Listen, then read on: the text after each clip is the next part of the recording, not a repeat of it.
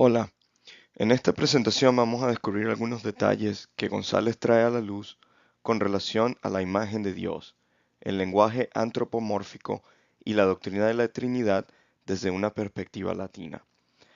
La pregunta importante para González en estos capítulos es, ¿cómo hablamos de Dios de una forma relevante para los latinos, las latinas?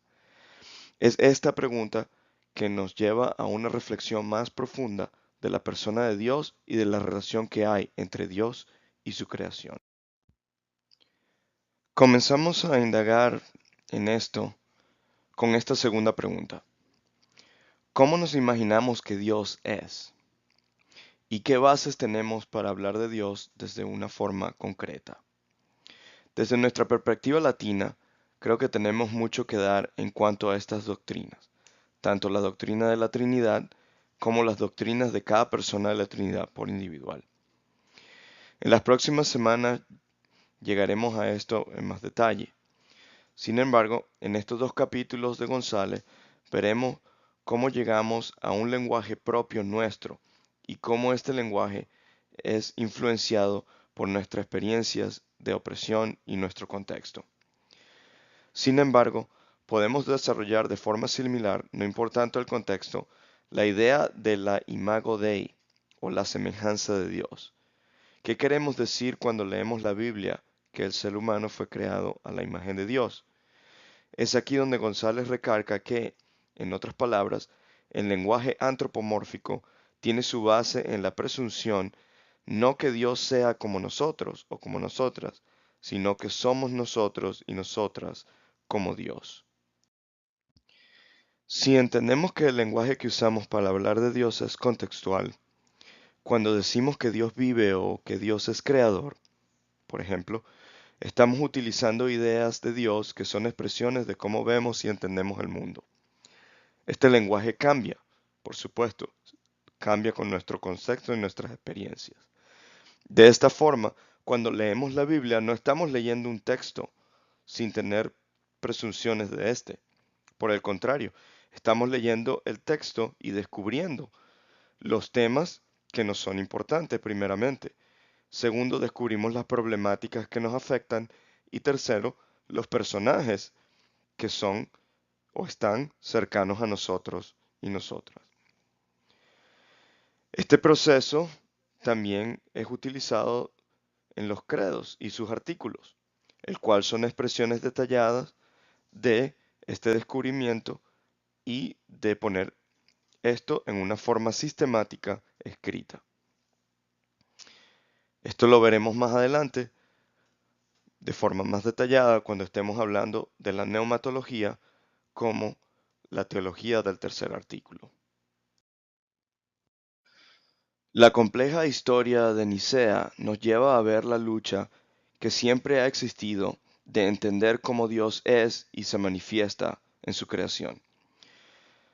De esta forma, los credos fueron entonces expresiones sistemáticas que buscaban no solo tener sustancia filosófica, sino que también buscaban protagonizar a un Dios que está conectado con su creación de una forma especial. A pesar de que la creación y Dios están separados por este contraste que hay de mutabilidad e inmutabilidad, Dios sigue actuando en su creación, dentro de su creación.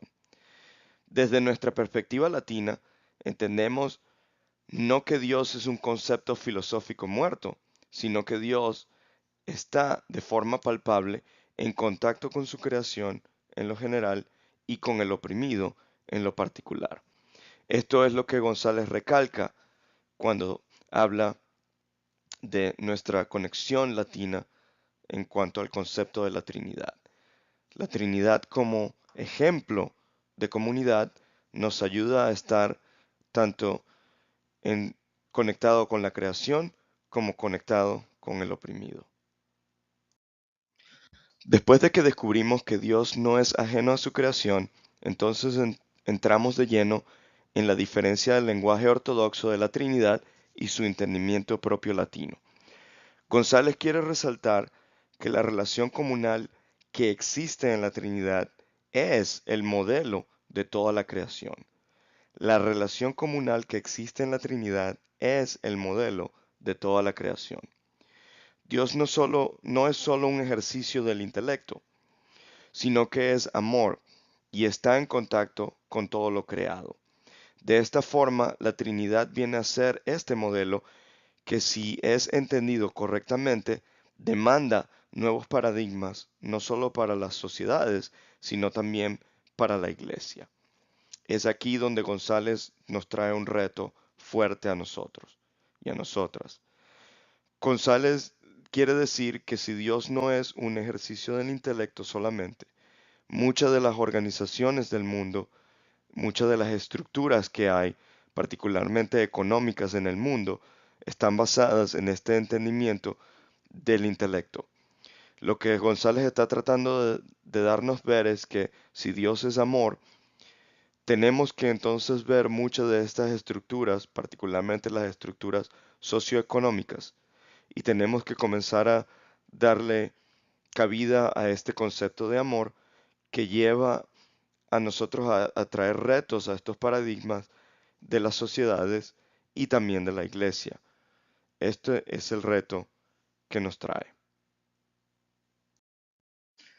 A manera de conclusión, cabe aclarar lo siguiente.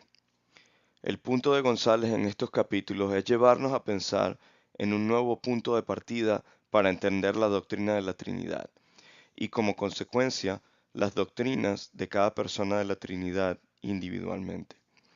Esto lo veremos más tarde, pero lo que quiero enfatizar es que el punto de partida es el mismo ejemplo de comunidad que la Trinidad da a la Iglesia y que es lo que la Iglesia debe vivir. Medita en estas preguntas y trata de pensar en la doctrina de la Trinidad desde una perspectiva más propia latina. Piensa en forma práctica qué quiere decir esto para tu vida y para tu ministerio. Bendiciones.